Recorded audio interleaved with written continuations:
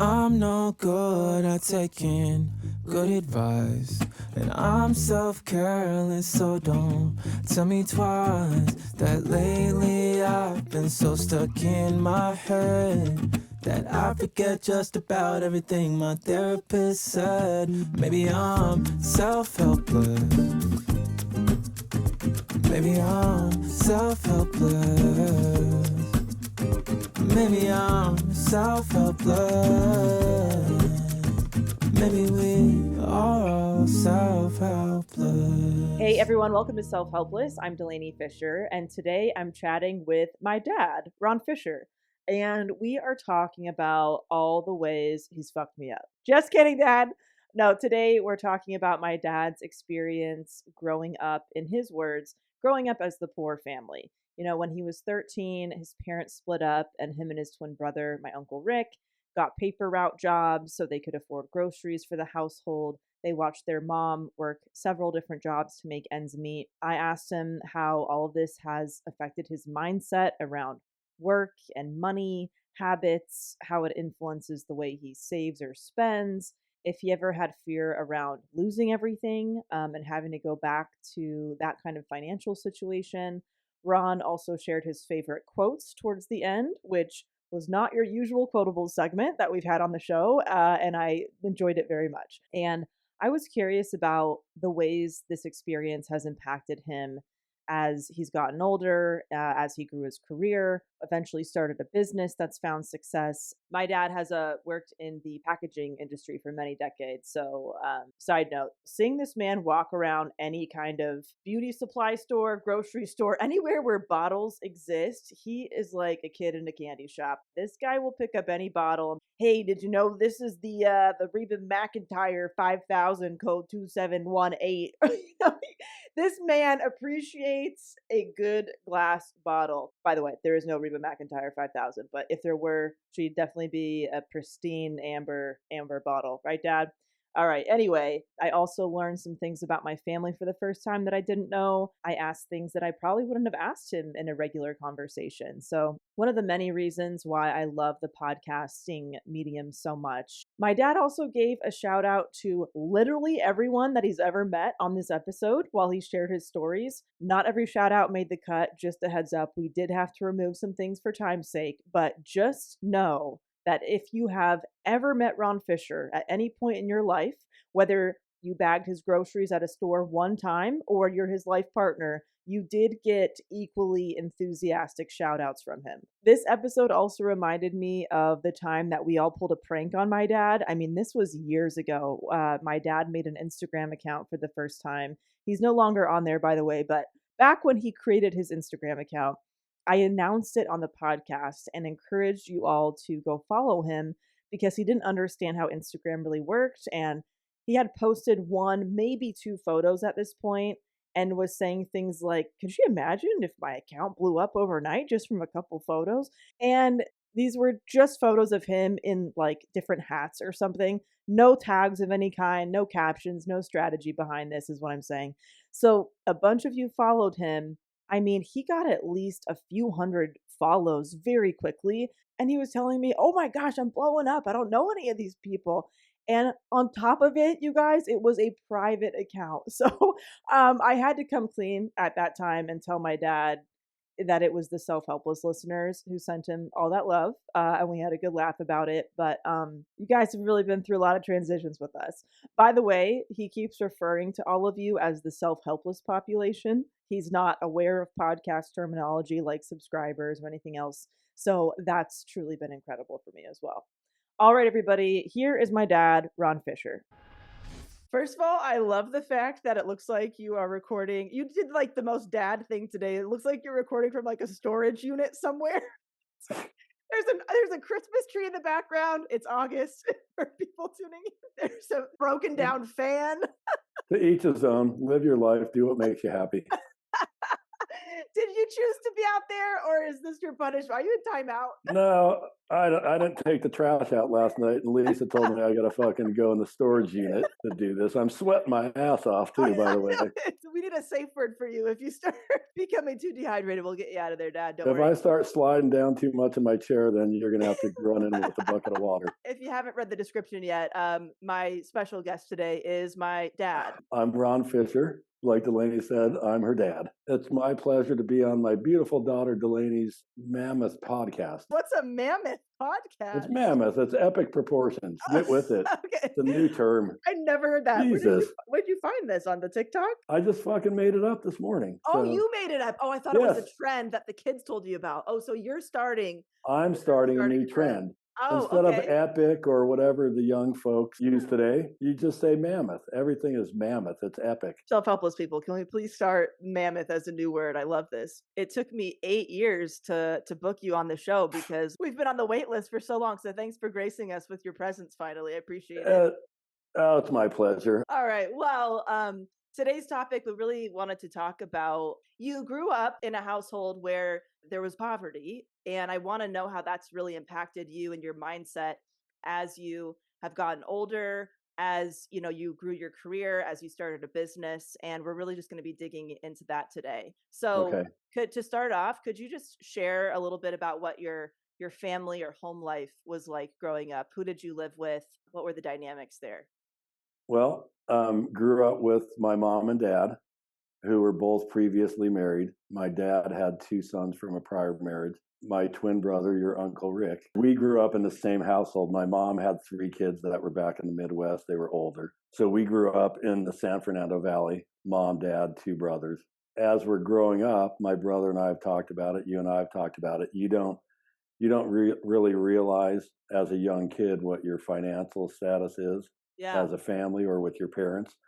Right. But once we got older, we look back and think, wow, we were the poor family in our whole circle of friends. Interesting. And our Yeah. parents, they never owned a home. They never owned a new car. We didn't go on family trips. So, I know a lot of people had it tougher than me. So I'm not having a pity party, but that's how it was. It was Right. super rough a lot of times growing up. So you said that at some point you realized that you were the poor family growing up. How did you discover that? Well, I think that when it hit me the first time, and there was one Christmas, I think we were 13 years old, and our 2 closest buddies, we all got brand new bicycles for Christmas. Mm. Our 2 buddies got Schwinn bicycles, which at that time were upper echelon.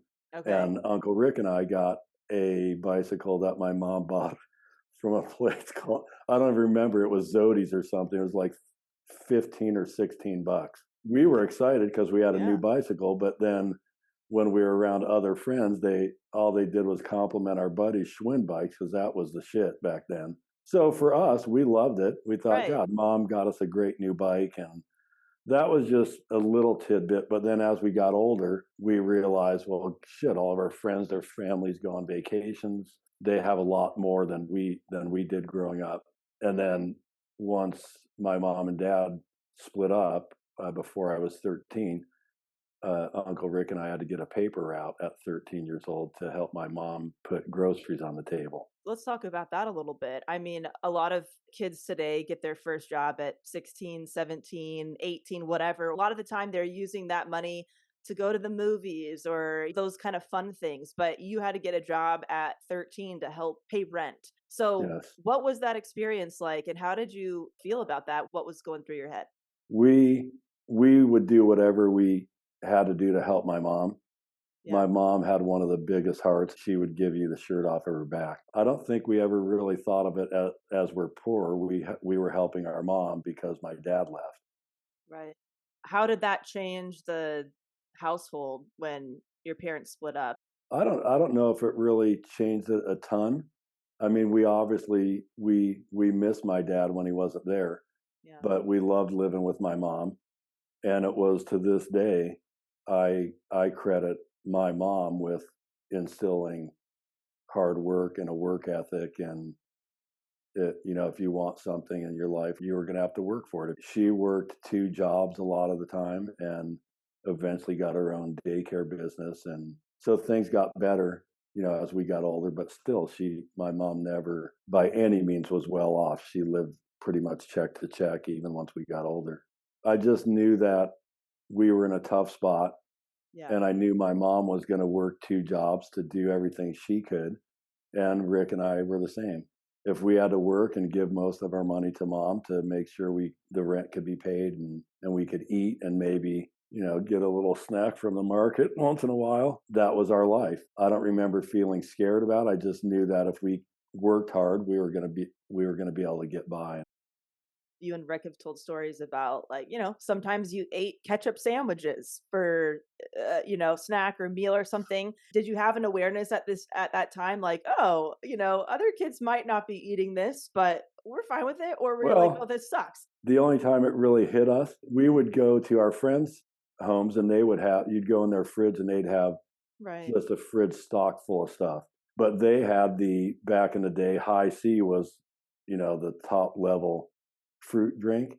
Yeah. And at our house, it was a gallon jug, like a gallon milk jug of fruit punch that was like 39 cents from the market. It tasted like garbage. Did you But feel you like acquired a taste for it. It wasn't that bad. Sure.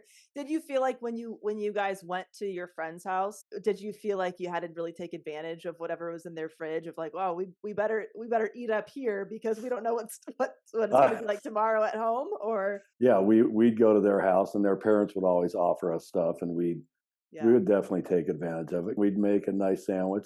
It was more so their generosity. I mean, we might have raided the fridge a couple times, but Sure. Your mom, she had multiple jobs, right, to make ends meet. She yeah, had a daycare business, she would sew, she had a lot of different jobs. And when your dad moved out, he ended up marrying a wealthy woman. What yes. was that like for you, seeing your dad's new life coming into wealth in a way by default, and then also living with your mom who was struggling financially? That's got to be a really interesting contrast to see. Yeah, I think like once he moved out, we were 13.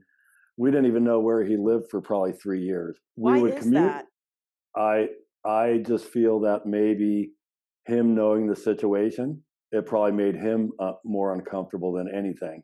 Mm, Knowing that he was now with a woman he ended up remarrying, yeah, and we were struggling, and we communicated with him. We still met him. We'd meet him for lunch, or we'd like to go bowling with him, stuff like that. But we certainly did not have a real close relationship with him.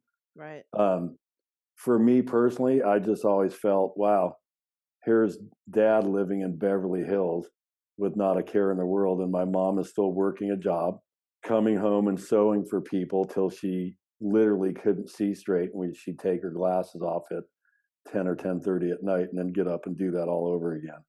Right. And then even when she started her daycare business, she would still sew at night. So I grew up watching my mom do that and also take care of a household and do her best to raise Uncle Rick and I.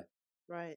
And I give her all the credit in the world watching what she did for us.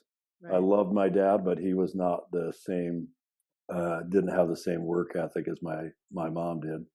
I can imagine a situation like that. It would be easy to build up resentment towards your dad for not doing more, not helping more with your mom. I mean, what did you do with any of those feelings that came up? I don't think we ever had a conversation where I brought that out and, confronted him and basically aired all my grievances. Uh, we Right. just through from the time he moved out when we were, like you said, right before 13, Yeah. through most of my adult life, I never really had a close relationship with my dad. It Yeah. was very on and off. We would go, a year and a half where we would talk frequently. We'd see each other. And then sometimes we'd go a year and hardly talk at all. Right. And then ultimately I think it was in 1999, he moved to Tombstone, Arizona. Didn't see each other very much at all from 99 until, say, 2011. 2011, thanks to, your stepmom and my wife, Lisa, he was living in Tombstone, not doing well. And we convinced him to sell his house and move to be close to us. And that's where he lived the last year and a half of his life. And it was good because we definitely bonded, and we saw him every week, once or twice a week, and took care of a lot of his needs for him. So Towards the end of his life, did he ever bring anything up from your childhood? Did he ever say anything to you that he felt like he wasn't there enough for you, or he never said anything along those lines.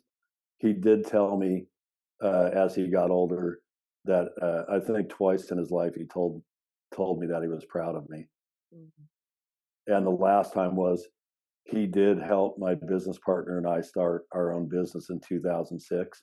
Yeah. With a small loan that really helped us get off the ground. Yeah. We did pay that back, in case you were freaking wondering. But he did. It was a huge help. So right. I think that was his way of maybe, you know, he was in a position where he could help us with something that was important, and thank God that he did. And we still are running that business today. So right. Grateful for that. But we never did have a conversation like you just mentioned. Wow. Experiencing that your dad wasn't really around as much as I'm sure you and Rick would like, and then having maybe your friends who had their dads around, did that make you sad sometimes when you see your friends and their dads do stuff together? I think it probably did a little bit. I didn't really dwell on it. I'm sure those thoughts came through my head. Yeah. But then it didn't last long, because once, we all got into high school and got our driver's licenses, and I had a girlfriend starting in 9th grade. Then you shift another direction, and you're just busy, right? With our buddies and doing things that young people do. And right. When your dad left the household, did you and Rick feel any pressure to be as responsible as an adult? I never really, I always felt that my mom was a strong woman. Yeah. And she was going to do whatever she could. The funny thing is, now that we're talking about it, is when my dad did leave, my dad told Rick and I that him and mom were not getting along real good. He's going to just move out for just a short time, and he would be back. So that's how he laid it out for us. So before he knew it, all of a sudden it's 2, 3, 4 months, he's not coming back. And obviously we realized, and talking with my mom, that he just put it to us that way, thinking that would be easier on us. But we quickly realized that, he's not coming back. He just said he was going to, and he didn't mean it. Right. So that was upsetting, obviously. Yeah.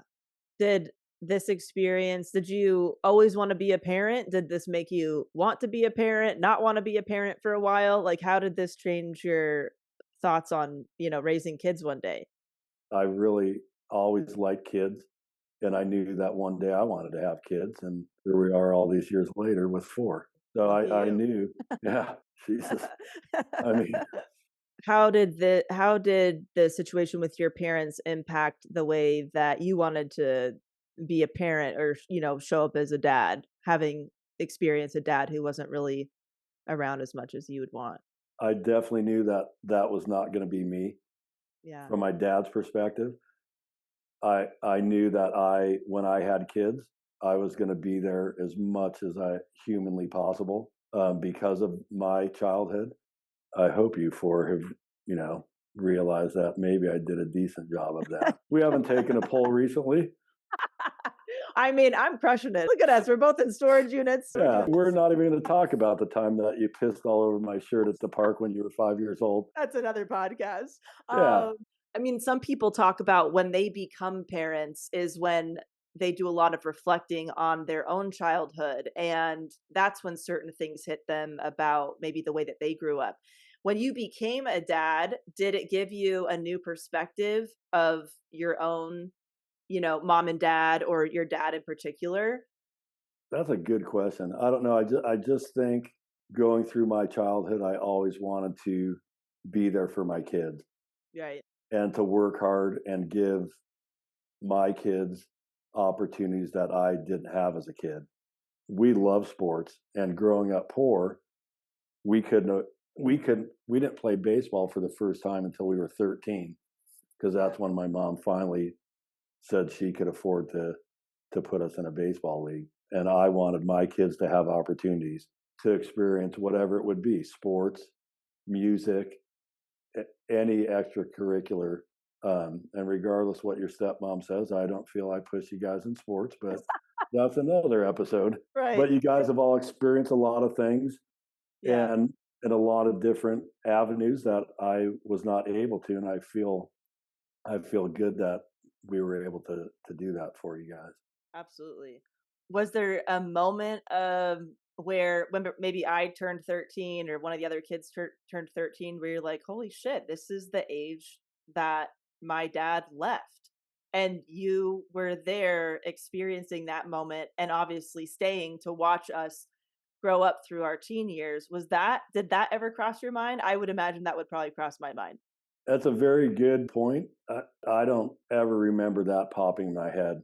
I don't think when you turned 13, the next day I was at the front door with a bag in my hand thinking, shit, should I bail now or should I hang in there a little longer? I don't really remember a moment like that at all, to be honest. Yeah. Which I can Yeah. see where maybe some people would think that, but Well, I was talking to somebody at one point where they said, you know, their dad left when they were really young and they have kids and they got to that age where their dad left and almost felt jealous of their kids because they had a dad that they didn't yeah, have.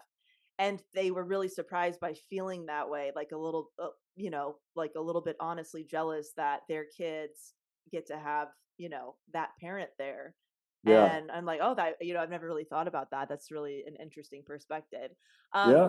Were there any memories or things that you did growing up, favorite memories of yours that wouldn't have happened if you guys had a lot of money? This was how life was. You were out of the house on the weekends, Yeah, and maybe you'd come home for lunch, but mom would say, all right, just be home before the street lights go off. We right. were out all day riding bicycles, skateboarding, playing sports. It was great. So I think, so even though being on the poor side, not really realizing it, that that was great. Yeah. How did having an awareness that maybe you didn't have as much money as other families had, how did that impact you as you grew up? You started, you know, making more money at your jobs. Like, how did this overall affect your relationship to work, to money, saving, spending, anything that comes to mind? My mom was the one that also instilled what in us the mindset to save money, Yeah. to not spend money foolishly, to save money. Eventually, one day you're going to want to buy a house. You're going to want some money to maybe take a trip here and there. But not only for that, but just to save money, for an emergency, to have an emergency fund down the road. Right. So based on that, I've always had that mindset. And he said, even as I've gotten older and made more money, I'm still very conscious about spending it. Yeah. And to this day, I don't like spending money on myself. Yeah. I've noticed. I don't like spending money on myself. I would Yeah. rather spend money on you guys. We have a beautiful home, which I'm grateful for. But aside from a home, I don't really like spending money in ways that I find excessive, or maybe just squandering your money. Has there ever been something that you wanted to buy yourself that you didn't feel like you should, or you talked yourself out of, or do you just don't feel like you have a desire to buy yourself certain things? That's a good question too. I don't think I've ever talked myself out of buying something. I'll just look at a situation like Lisa bought me a set of golf clubs 12 years ago. As Yeah. you know, I'm not a big golfer. I'll golf maybe once a year, twice maybe. But the clubs are 12 years old, and I could go out and buy a new pair of golf clubs, but I think, these are good. Why am I Right. going to go spend? I don't even know what a good set of clubs is. Could be Right. $500 to $1,000. And to me, in my mind, it's wasting money because I have a perfectly good set of clubs here. I still never bought a new car until I was 46 years old. because I always felt, why do I have to buy a new car? I've driven used cars my whole life. They're fine. So you don't feel that you're depriving yourself by not spending money on yourself. No, You haven't felt no, deprivation. I've never Yeah. thought that.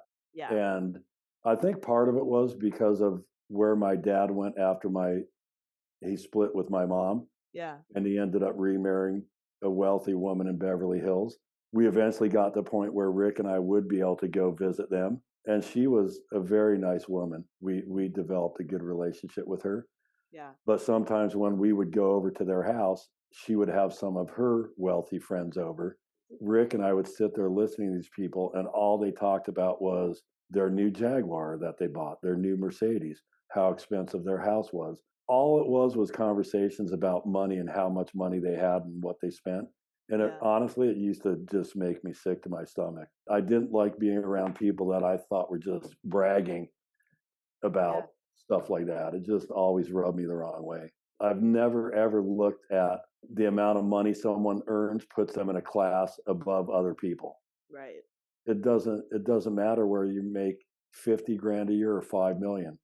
It's those qualities of Yeah. ethics and values and working hard. That's what Right. really hits home with me. Yeah. I hear you. There's wonderful people at all ends of the spectrum financially. Yep. And we should just not, money just shouldn't even be part of the equation when you are No. judging somebody's character. Because just because somebody's famous and wealthy, you don't know what they did to get that kind of fame and wealth. They Absolutely. could have worked their ass off and been wonderful, or they stepped on every fucking person they ever met.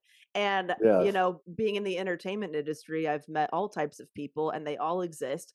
And so I think that was also seeing behind the curtain, and then also seeing the people maybe who were far removed from that industry worship these people that they don't even know. Right. Was really it's been a weird experience of what Yeah. people kind of how people tend to measure success or what is good. Why aren't we worshiping based on values? Right. Why are we worshiping Yes. them based on the materials they have, or how famous they Well, are, or how many fucking followers they have on on Instagram social or media? social media, whatever. Yeah. It's really kind of scary in Oh, that way, because I have 2 million followers, that must make me the greatest person walking the planet. We all have our faults, and all you can do is just try to be the best person you can be. And Right. That makes sense. You having that experience and the way that you are now. You see Ron Fisher walking down the street in his stained t-shirt and basketball shorts, and you don't think that he has a very successful business. There's no status symbol really for you as far as something materialistic.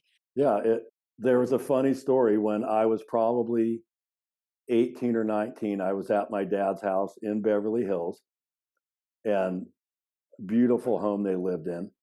And I was about ready to leave, and we're standing in his driveway, and all of a sudden you heard what sounded like a very loud lawnmower, and the noise kept getting louder. And all of a sudden, here's an old beat up Volkswagen Bug that's putting up the street, and this old man is driving up the street, and he looks over and he waves at my dad, and I said, "You know that guy?" And he says, "Yeah." I said, "I'm shocked in Beverly Hills that they would even let a car like that wander through the neighborhood." And he says, "That guy right there is one of the wealthiest people in our entire community." I said, "So what else does he drive?" "That's it. That's his car." And if Yeah. you see him in downtown Beverly Hills, he dressed like I do now, shorts, t-shirt, flip-flops. Yeah. He didn't feel a need to impress anybody. He was very low key and super nice guy. Yeah. Gave money to charities, helped people out, and he didn't want to present himself that way. Yeah, that's so that obviously really made an impact on you. That's a very distinct memory, like It to see did. both of those experiences. Yeah. Yeah. I love that. And then a customer that I met back in the 90s, a guy walked in one day wearing flip flops, shorts, and a tank top. Shout out to Joe Stark and Robbie with Nalaberry. Free plugs for all your friends. I expect a lunch, Robbie and Joe. Gosh damn it. But as I got to know Joe, I would tell him, I would say, "You know what? I want to be you one day. I want to have my own business. I want to be able to walk around in freaking flip flops and shorts and a t-shirt. And we would Yeah. joke about that. And here it is. I So can you wear did my, it. yeah, Dad, you manifested the shit out of that. Look at you. shit. So proud. Yeah, I know. I know you are. Was there a moment where you realized, "Oh, I don't think I'm poor anymore. I think I'm actually doing pretty well or pretty okay for myself financially." Well, there definitely was a point where I thought, not that I thought I was rich or anything, but I thought, wow, I'm in a much better place than my parents ever were Yeah. together, right? And that was, when your mom and I bought our first house in 1987, Yeah. and I had saved money, and because I did, we had a down payment to buy our first house. Yeah. And I remember being at 24 years old, being a homeowner. I thought, wow, my parents never owned a home together, so Mm. I felt good about where I was and thought that I was definitely a step ahead of them at pretty much any point in their life. So that was a good feeling. I Right. always felt I think from my high school days, I always could see myself owning a business. Yeah. And I always felt that I wanted to one day own a business. And fortunately, it worked out that way. So, is there any fear around money at all, like losing it once you had it? I don't think so. We weren't struggling. We weren't living check to check. Yeah. But my mindset was still, I'm going to still work hard. I'm going to save as much money as I can for the future. Right. I never had a fear that, oh shit, like we could lose all this in a month or a year or whatever. I never. Wow. To me that's a very pessimistic mindset, and I wasn't going to go down that path. I just try to always think positive in that respect. And then a few years later, met Lisa, which was one of the greatest things to happen in my life. She's been my biggest supporter and biggest fan. That's interesting because that a lot of people talk about who grew up, really, really poor. Once they start making money or even become very wealthy, they still have this immense fear of they're going to lose everything and have to go back to, living the way that they did as a kid, or the way that they spend money. They either spend a lot of it or not much at all. Yeah, There's a lot of extremes on the spectrum when somebody grows up that way. So that's interesting that you really didn't have any of those kind of anxieties, I guess. So you started your own business, but you started your own business when you were married with kids. You had dependents. You're the person who brings in the money in the household, and you decided to make this pivot. How old were you? I was 43 Yeah. with 3 kids, and Lisa was pregnant with your brother. Jesus. So I'm sweating we just thinking about that pressure. we started. So 2006 was a huge year. Started a business in January. My mom, your Nana, passed away in July of that year, and then your brother was born 3 weeks after Nana passed away. Yeah. So it was, but I Crazy. was 43, and I even had a buddy of mine at the time that I didn't talk to a lot, and I told him what was going on. He says, "So wait a minute, you're 43, your fourth kid's on the way, and you're going to start a business? Are you out of your fucking mind?" Yeah. I said, "Well, I'd like to think I'm not, but It's not like you were 20 something, single, nobody depending on you financially. Like that seems yeah." like a lot of pressure. How did you muster up the courage to make that kind of move? Because I'd imagine a lot of people finding that out maybe tried to talk you out of it. Or did you find people were mostly supportive of the idea? I didn't really share it with a lot of people other than my own Yeah. family. That's a hot tip You know, though, because some yeah, people will share it with too many people and then they will yes, be talked out of it because of right, other people's fears around the situation. So I think that's actually exactly. good advice, And the most important opinions in my life are my wife and my 4 kids. Right. And I have friends I love. I have extended family I love. But I think that was part of the reason too. My family knew what I wanted to do, and a very small group of friends, maybe a handful. Right. And part of it was I didn't want to hear bullshit from people, on the negative side. Right. I don't think it wouldn't have changed my mind, but I just felt that's a conversation that's not even worth Right. having. When you So transitioned into your business and things started going well, growing up the way that you did, that must have been so surreal. it definitely was. I'm not going to lie. It was. I sit here and now at 61 and think it's still hard to believe sometimes. But I remember specifically when we moved into the house in 2005. So I was 42. We Right. moved in, and after settling in on the weekend, Lisa and I were laying in the living room floor looking at the ceiling thinking, we can't believe that this is our home. Because she came from humble upbringing as well and on the poor side as well.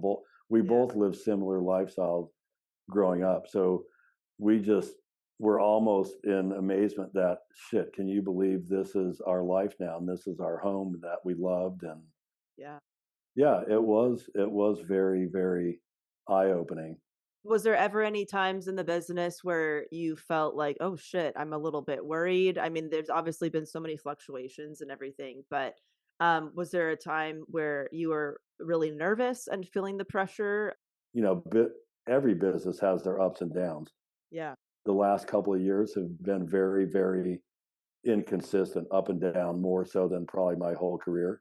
Yeah. Um, but I don't think I've ever been in a situation where I was scared that it was all going to go away. You obviously are very grounded and have a very, I guess, grounded mindset, where the ups and downs of having a business might really send people into extremes depending on what the, profit or loss or Yeah, whatever looks like that month. But it yeah, seems like you have been able to be pretty, steady. And I remember when I started my first business, you gave me some really good advice. And you said something like, because I think I asked you, like, how do you navigate these kind of highs and lows and all over the place when you don't have kind of a set, income in a way. yeah, And you said, well, on the good months, you don't celebrate too much, and on the bad months, you don't get too down in the dumps. You just kind of ride the waves. Like when you have a great month, don't go out and buy a car, and no, when you have a shitty month,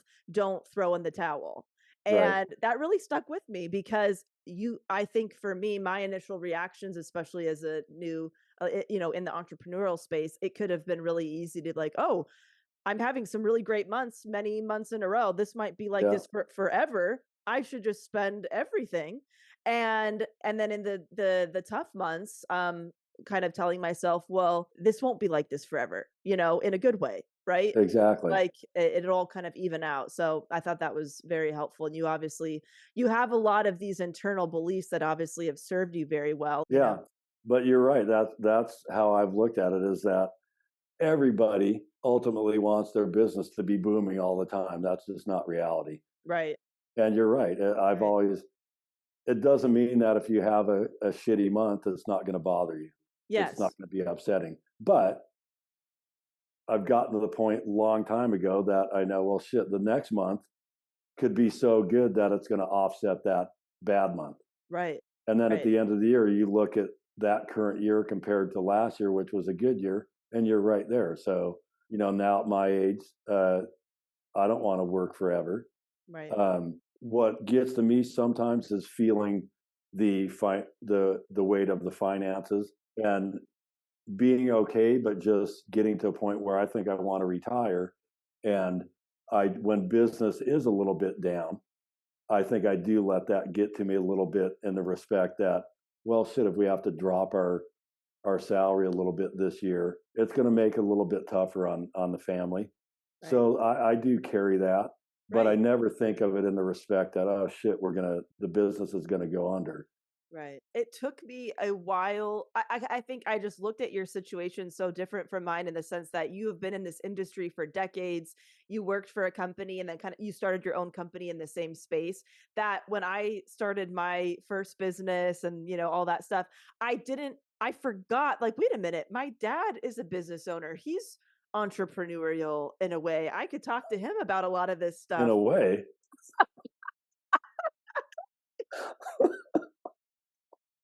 I don't know why I had this kind of disconnect when I started really going through the ups and downs of starting a business. I'm like, wait a minute, my dad runs a business. I just didn't think about you in that way until I was in that situation, because I think I understood it on a different level of holy shit, this is really Maybe he's not as dumb as he looks. not as dumb as you look. And also just wow, this is a really intense experience.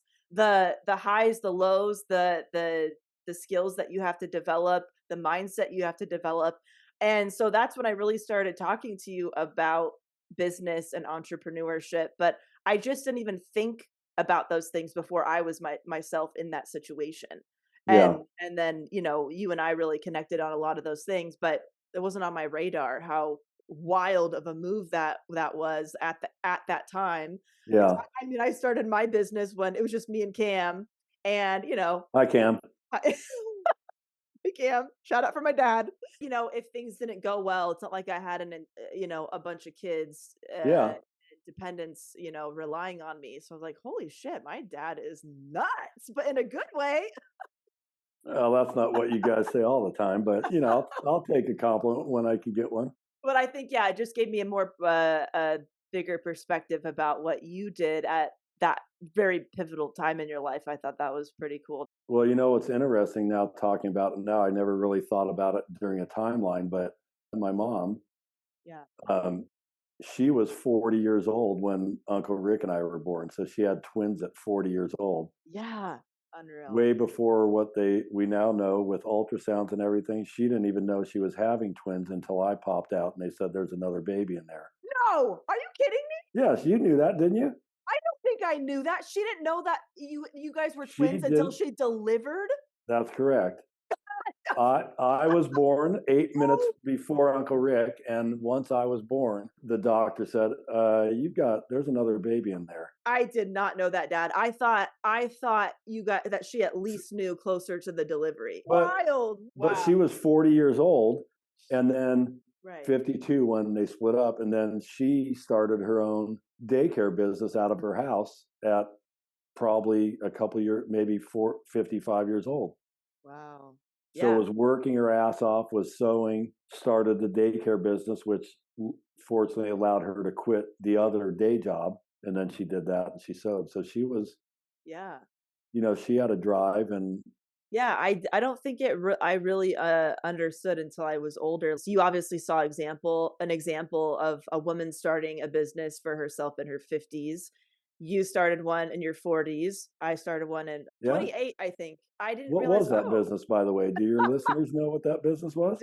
Dick's by Delanie. Yeah, they're the reason the business was as successful as it was. So shout out to all the self-helpless listeners. Yep.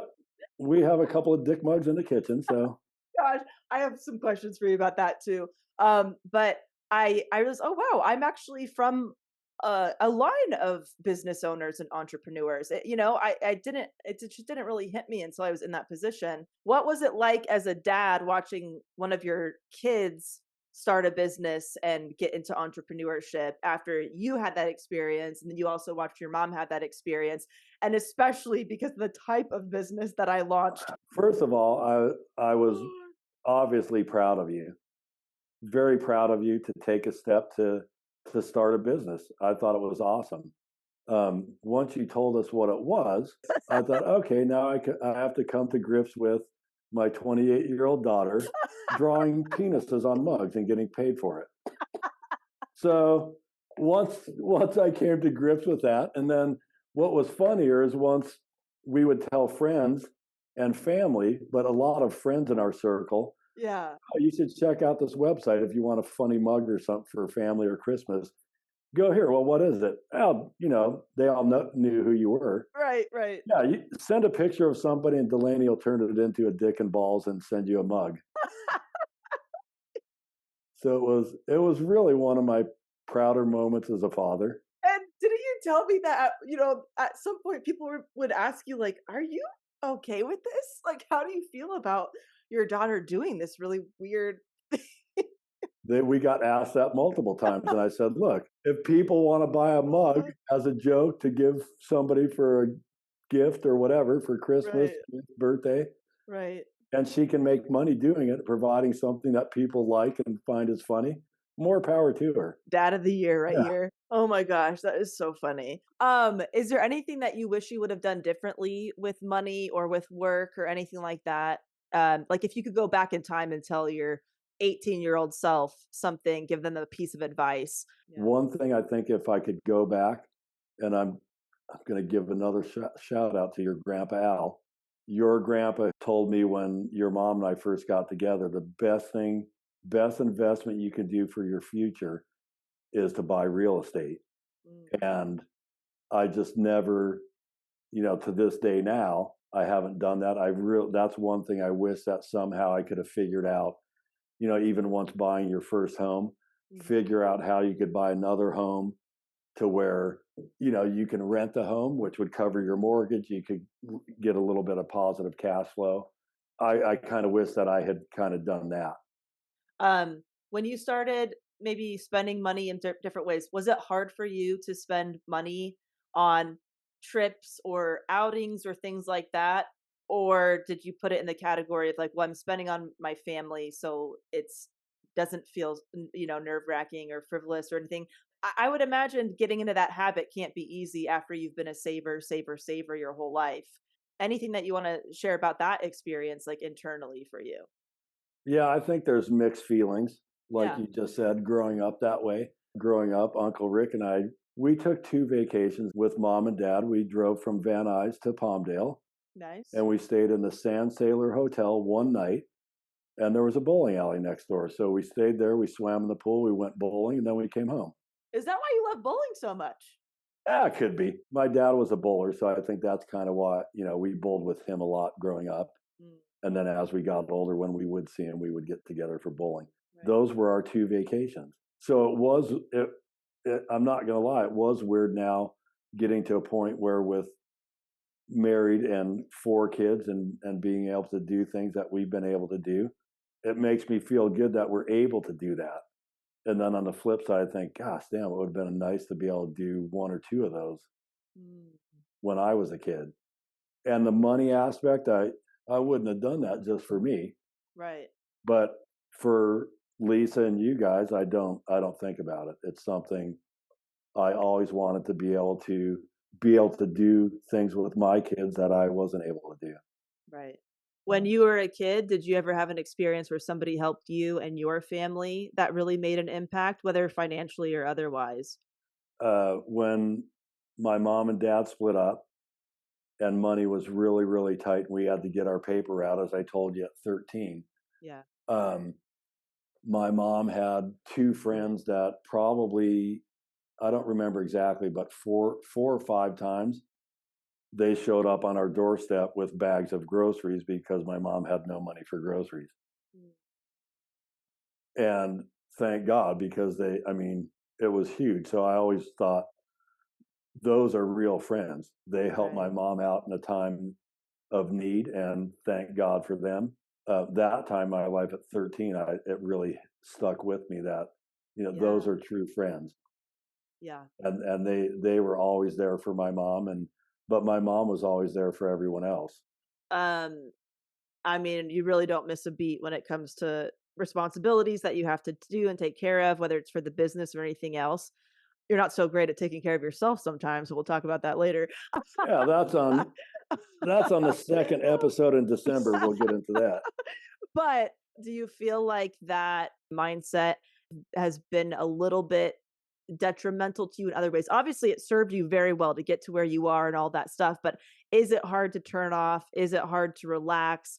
Do you feel like it's ever crossed a line to where, okay, it's a little bit obsessive and you're not being as present as you can be to enjoy what you've done? Do you feel like it's been hard to get out of that work, work, work responsibility mode for yourself? Yeah, I think so to a point. My typical day, I'll stop working at 5, but I still check my work emails at night. Mm, And I don't know, it's just a habit. And do I really have to? No, because I'll be on it first thing the next morning. But it right. is a switch that it's hard to turn off. And I wish I could be better at that. But yeah, it's definitely something that I think if I was able to look at my work day is what it is, and at the end of the day, now it's family time or relaxing or working out or whatever it is. I got to hit the gym after this. Um, I wish I could do a better job of turning it off and not being tied to it as much. Well, like, do you think that the way that you work and approach work has been kind of a way for you to maintain control, stemming from a situation that you didn't have much control over? You didn't have much control as a kid over that situation, but you knew that if you worked, you could earn money, which obviously Yeah, could make the situation better. But that, I mean, that was decades ago. And now you're no longer in that situation where you can relax more. I'm sure that makes sense. That probably plays into it a bit, but I do take pride in trying to get back to people in a timely fashion, which is why I probably have that control still and check my gosh damn emails at 9:30 at night. Right.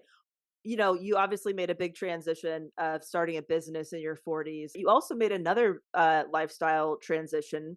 I feel like we have to talk about the t-shirt. So you went vegan in your were you in your 50s? 56. You were 56. Um why? What sparked that?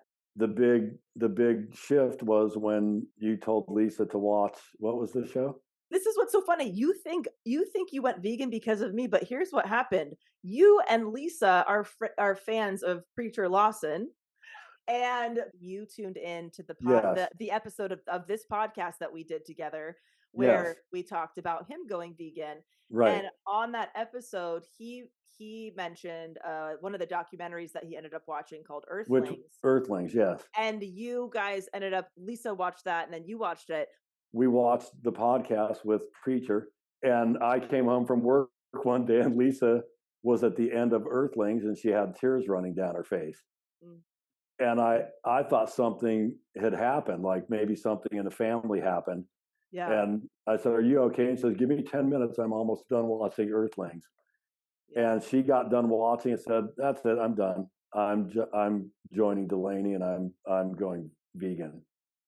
Wow. And I wanted to support her. So I said, "You know what? I'll be supportive. I might still want to have a Jersey Mike's number 13 once in a while or some sushi, but the thing for me is I just so happened to have had a doctor's appointment where they did full blood workup. And as you know, I had struggled on and off for a decade with cholesterol. And he told me that day, like right before Lisa decided to go vegan, that he wanted to put me on medication for cholesterol. And I said, I'm not doing it. I'll start doing what I've done in past years, more cardio, all that stuff, right? Well, so then I decided to go vegan with Lisa. 5 weeks later, I had a doctor's visit with a different doctor who also drew blood work. In 5 weeks, not changing a thing, I didn't start exercising more. We just changed to a plant-based diet. My total cholesterol dropped 39 or 40 points to Holy shit. where all of a sudden you don't need to get on. You're good. It was still a tad high, Mm. but it was not even close to being something concerned about. So for me, I thought I'm on board. If all I had to do was change to a plant-based diet and that affected my cholesterol, which had been a problem, I'm good. Yeah. And so it's been 5+ years now and got great. I remember, so yeah, I went vegan, and I remember being nervous to tell you guys about it. you know and 'cause we were all, we were eating meat, dairy, eggs every day, every meal, and we grew up that way. And then I remember you were like, well, you guys can do that, but don't be ruining my meals over here because I'm gonna still eat meat, all this stuff, right? And I was like, that's fine. And then I don't know if it was a week, a week or two later, I came up for a visit, and you pulled me to the side. I remember this, like, in the garage, and said, I watched Earthlings, and I'm so sorry. Like, something of like, I just didn't know. I just didn't know kind of where you were coming from. And then I thought I knew. I thought I did, but I didn't. And Yeah. I'm actually going to be vegan. And I was like, what? Who I are don't you and where'd you put my dad? right. Amazing, because that's decades of believing something different. I was completely in shock and blown away that you were going to be vegan. And now, Yeah. 5+ years later, and look at you, you're way more loud about it than I am, which is such an interesting transformation for you, because you're one of the last people that I thought would do it, Well, and I'm not going to say, listen, that got my bowling buddies, they'll get digs on me, and I'll say, you know what? Well, bring it. And this is coming from parents, your grandparents, growing up in the Midwest, and during their lifetime, my lifetime, the majority of people ate, that type of diet. But you don't think of it. You go through your life and you live your lifestyle and you eat what you're going to eat. Right. You don't think of the process where you see a bunch of chicks going down a conveyor and the female chicks go off this way to stay alive, and the males go through and get ground up. Mm-hmm. It was very upsetting. I mean, watching that, I thought I had no freaking clue about any of this. I never looked into it. I think growing up my whole life until 56, and you eat a certain way, I didn't think of what is behind putting that piece of chicken or steak on my plate. Right. I didn't think of it. I never researched it. Right. That was how I was raised. That was how I lived my life. And it was eye-opening because, again, I never investigated it on my own. I never researched it. I just didn't.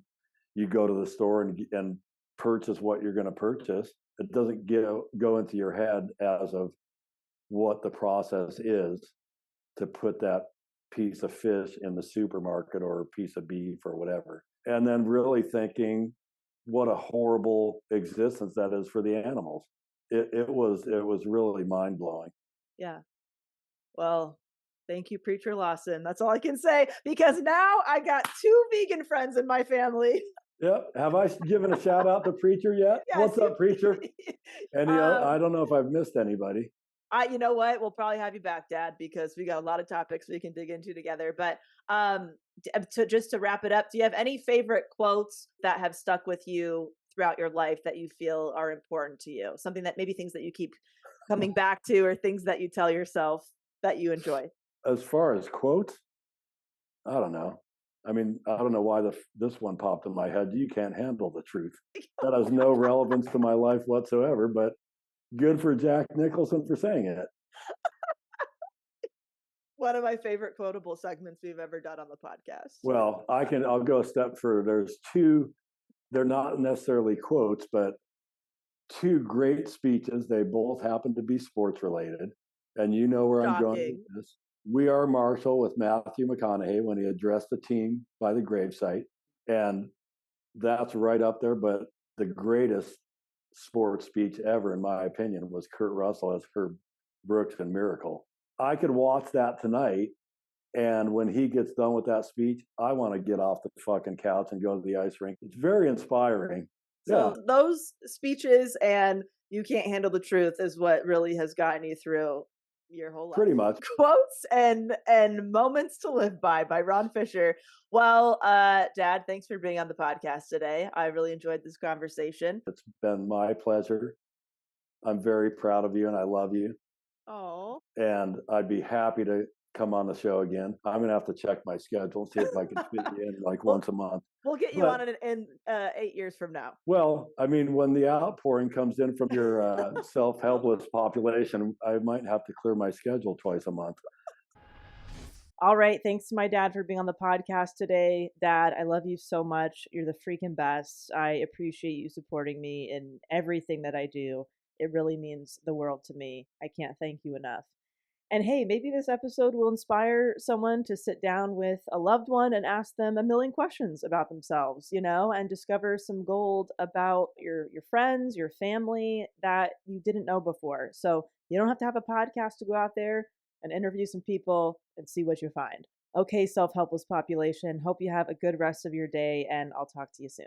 Thank you for tuning in to Self-Helpless. You can find our brand new merch, Patreon community, and other fun goodies at selfhelplesspodcast.com. We'd be thrilled if you left an Apple Podcast review, shared this episode with a friend, or post about it on Instagram and tag us at Self-Helpless Podcast so we could repost you and say hi.